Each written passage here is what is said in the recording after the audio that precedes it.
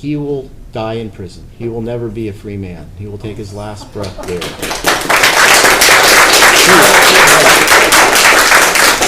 On October 21st, 2021, Abulaban armed himself with a handgun and drove 15 minutes to Anna's apartment complex. Surveillance footage captured his calculated demeanor as he took the elevator to the apartment, using a key he secretly kept to enter the unit. Within moments, he executed Anna and Rayburn in cold blood, giving them no time to react or defend themselves. But it certainly involved planning. When you load a gun, arm yourself with a gun, drive 10 or 15 minutes to an apartment complex, as we saw on video, his demeanor going up the elevator, his demeanor going down the elevator, that showed planning. And obviously he took advantage of a position of trust. There's clearly that she didn't know he had a key, but he took advantage of that. Now, there are certain factors that, as for mitigating factors under the rules of court, I don't find any. Zero. None. There are certain factors with the defendant that I am obligated to take a look at. I acknowledge he has no prior record. I acknowledge the fact that at the time of this killing, he was suffering substance abuse and had some mental health issues. But I reject the fact that his childhood contributed to this at all. I hear terrible childhoods day in and day out. And his was not ideal, but it wasn't what we hear in this particular court.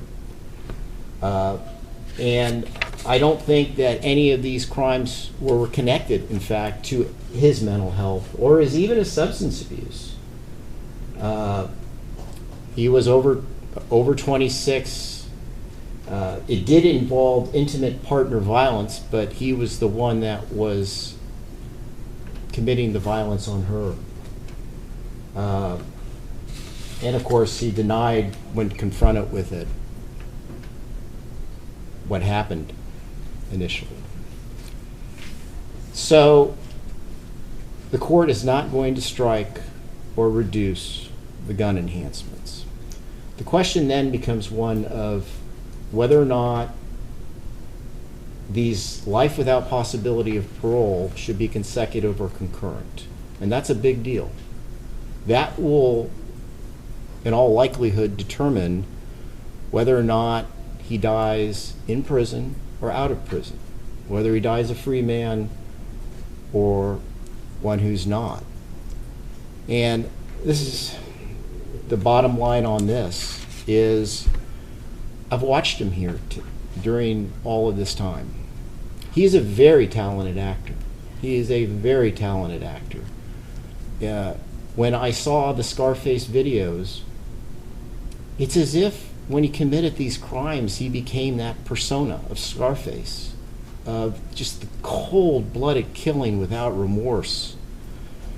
Any tears that he's cried in this courtroom have been for himself. They are not for Ray and Anna. It's just, that's the reality. He fears the consequences, as he should, of his actions.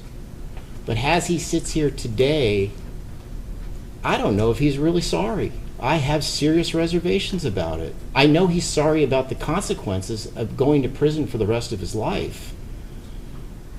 But I can't say that I think he's sorry for having killed these two innocent human beings. He's a very selfish person, as I think the jury saw. That was something that his character kind of came through, and we ask, who is Ali Abulaban? That's who he is. He's somebody that is only thinking about himself, and the idea of killing two innocent people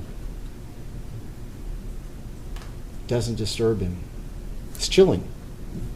So the bottom line here is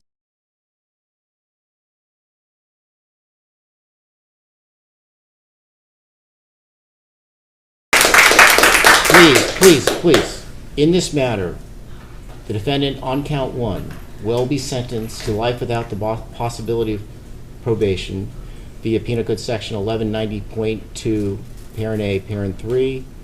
Consecutive to that will be 25 years to life on the gun enhancement under Penal Code Section 12022.53D. Consecutive to count 1 will be count 2, which will be life without the possibility of parole, Penal Code Section 190.2, Parent A 3. Consecutive to that will be the gun enhancement of 25 to life under Penal Code Section 12022.53D. Total prison term, 50 years to life plus LWOP, life without the possibility of parole. He's